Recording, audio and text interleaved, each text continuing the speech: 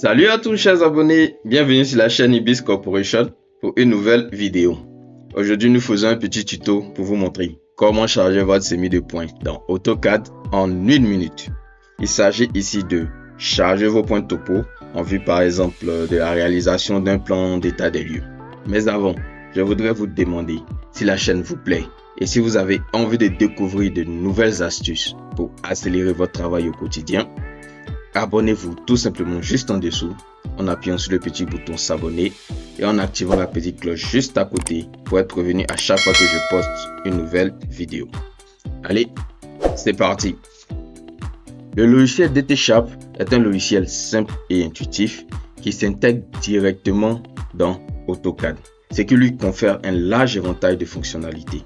La première étape pour charger son semis de points, c'est de savoir quel format il vous faut charger. Pour cela, on clique sur DT-Sharp, chargement de semis. Une fenêtre s'affiche où on peut voir le format de fichier qu'on peut charger. Si vous voyez ici, c'est inscrit fichier de points avec séparateur TXT, fichier de points avec séparateur CSV. Donc vous pouvez charger du TXT, du CSV, mais avec des séparateurs. Comme exemple, nous allons charger un fichier que j'ai déjà préparé. Un fichier qui est sur mon disque.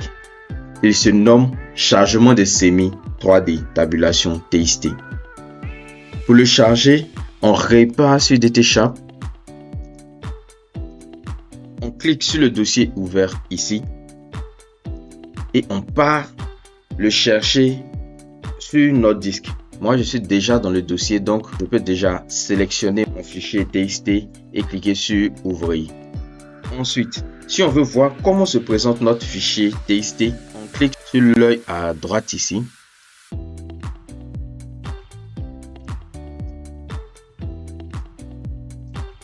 Voilà. Notre fichier se présente sous la forme suivante. On voit qu'on a d'abord un séparateur. Le séparateur, on choisit tabulation car on se rend compte que c'est le séparateur tabulation qui est utilisé dans notre fichier. Le fichier contient-il une en-tête? On voit que notre fichier ne contient pas d'en-tête. L'en-tête, c'est peut-être les thèmes ID, X, Y, Z. Il n'y a pas d'en-tête. Le type de points créés. Nous voulons créer des points 3D, comme le témoigne cette troisième coordonnée qui est une coordonnée Z. Au niveau de l'ordre des données ici, la position du matricule M, c'est la première colonne. On voit que le matricule est au niveau de la première colonne. Au niveau de la deuxième colonne, on a la coordonnée X. Au niveau de la troisième colonne, on a la coordonnée Y. Au niveau de la quatrième colonne, on a la coordonnée Z. Ce qui nous donne un ordre final M, X, Y, Z avec des tabulations entre eux. Puis, on regarde l'échelle courante. Ici en dessous, l'échelle courante du dessin qui est de 1 actuellement.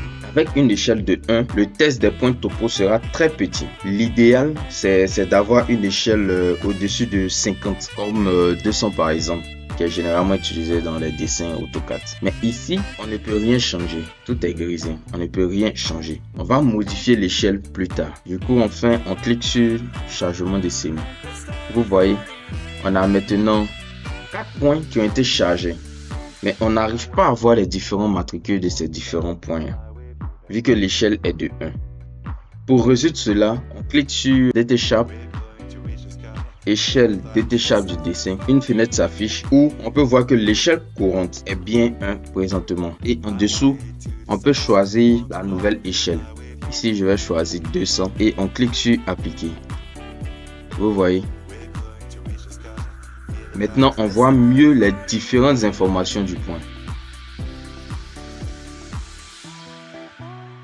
Et ce qui est bien, c'est que pour les prochaines fois, si vous voulez importer un semis de points, si vous partez sur DT-Sharp, chargement de semis, vous verrez que la nouvelle échelle courante que nous avons sélectionnée a été enregistrée et tous les nouveaux points topo seront visibles à l'échelle 1 sur 200. Et voilà. Vous venez de charger votre semis de points dans AutoCAD en un temps record. J'espère que ce tuto vous aidera dans le chargement rapide et efficace de vos points topo dans AutoCAD. Si la vidéo vous a plu, n'hésitez pas à mettre un pouce bleu juste en dessous, ça nous fera super plaisir. N'hésitez pas aussi à vous abonner sur la chaîne et activer la petite cloche pour ne rater aucune nouvelle vidéo. Du coup, on se retrouve bientôt sur notre chaîne pour de nouvelles astuces qui accéléreront votre travail au quotidien.